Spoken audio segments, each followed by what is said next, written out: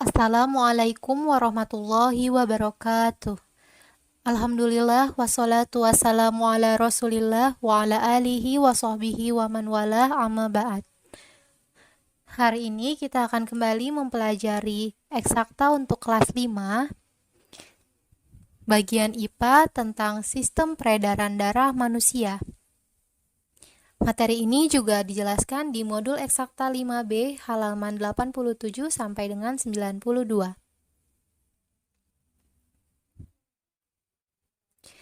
Darah di dalam tubuh kita berfungsi untuk mengangkut zat-zat penting seperti oksigen dan sari-sari makanan ke seluruh tubuh. Untuk pengangkutan tersebut, diperlukan alat peredaran darah. Alat peredaran darah sangat berperan penting dalam sistem peredaran darah manusia. Alat peredaran darah manusia terdiri dari jantung dan pembuluh darah. Kita akan bahas tentang jantung. Jantung terletak di dalam rongga dada sebelah kiri. Ukuran jantung kira-kira sebesar kepalan tangan pemiliknya. Jadi, ukuran jantung kalian kira-kira sebesar kepalan tangan kalian masing-masing. Jantung tersusun atas kumpulan otot-otot yang sangat kuat yang disebut miokardia. Supaya lebih mudah, kita gambarkan jantung dalam bentuk seperti ini. Lihat gambar yang berwarna biru. Jantung terdiri atas 4 ruang, yaitu serambi kiri, serambi kanan, bilik kiri, dan bilik kanan. Ingat, yang di bagian atas itu adalah serambi. Dan yang di bagian bawah itu adalah bilik. Dan posisinya kanannya ada di sebelah sini, jangan tertukar. Kirinya ada di sebelah sini. Jadi posisinya sama seperti kalau kita sedang berhadapan dengan orang lain. Jadi sebelah kanannya seberang dari tangan kanan kita, sebelah kirinya seberang dari tangan kiri kita. Seakan-akan kita sedang melihat jantung milik orang lain. Jadi posisi kanannya di sini, posisi kirinya di sini.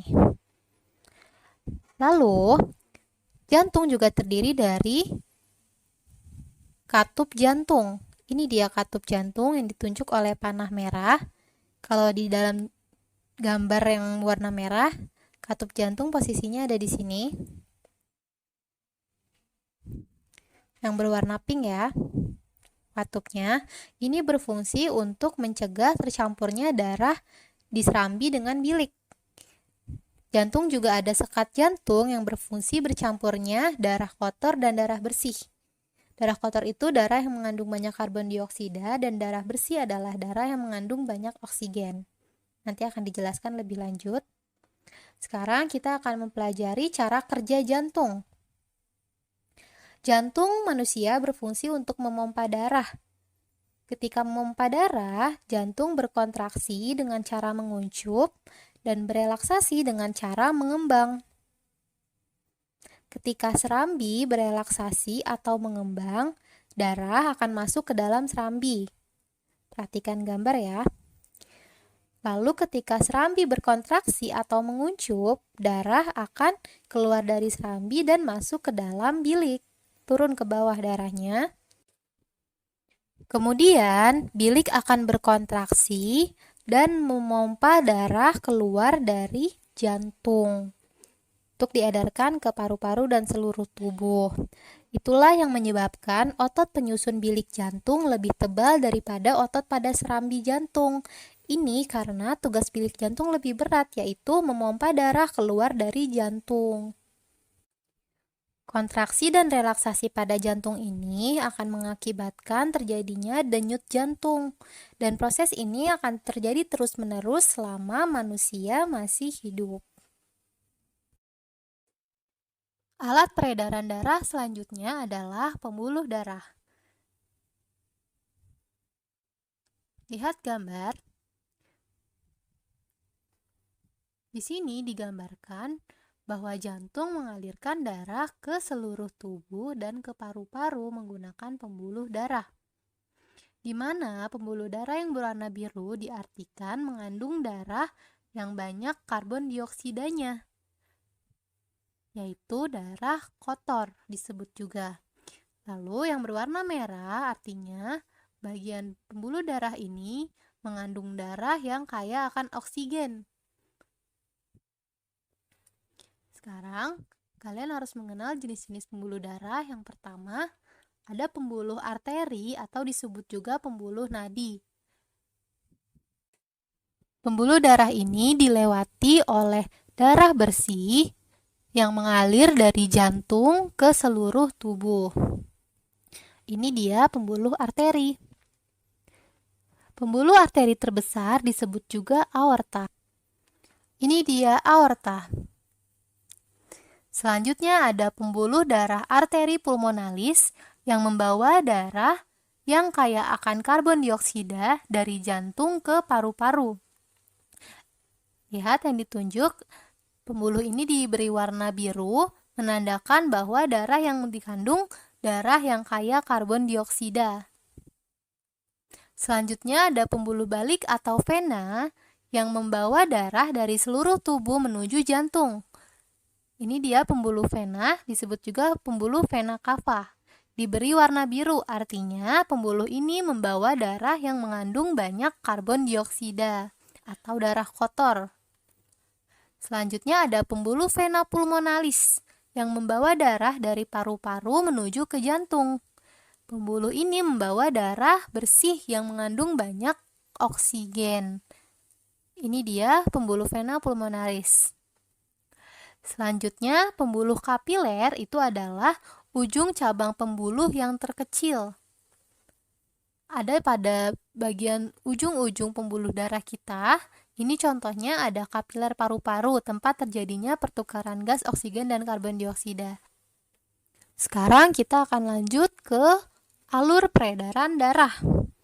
Di sini akan ada ilustrasi bagaimanakah proses peredaran darah pada tubuh kita. Pada ilustrasi ini, seperti yang tertulis, darah yang diberi warna biru artinya kaya akan karbon dioksida, merupakan darah kotor, mengandung banyak karbon dioksida. Dan yang berwarna merah merupakan darah bersih, mengandung banyak oksigen. Diingat ya. Perhatikan juga gambar di sebelah kiri.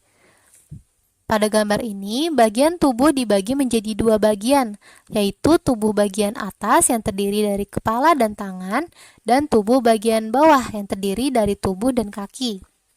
Kita akan langsung bahas ke peredaran darah kecil. Jadi, peredaran darah kecil dimulai dari bagian jantung bilik kanan. Lihat di gambar. Diberi warna biru artinya di bilik kanan mengandung darah yang kaya akan karbon dioksida, mengandung darah kotor.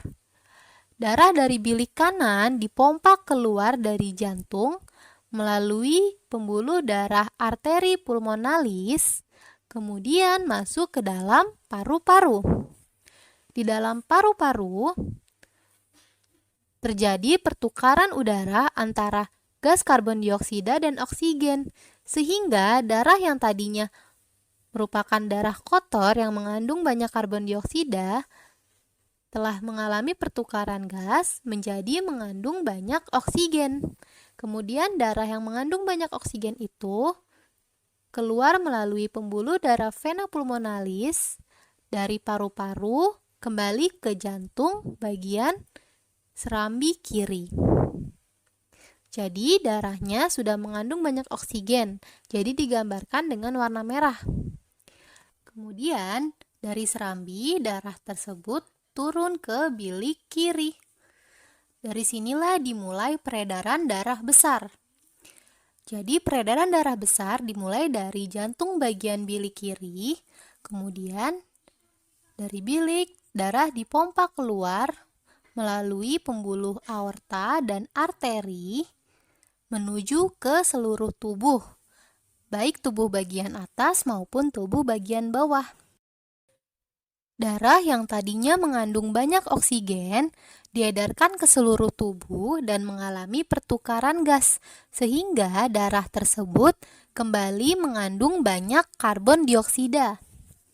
Jadi, setelah dari seluruh tubuh, darah yang mengandung banyak karbon dioksida mengalir melalui pembuluh vena, kembali menuju ke jantung, bagian serambi kanan.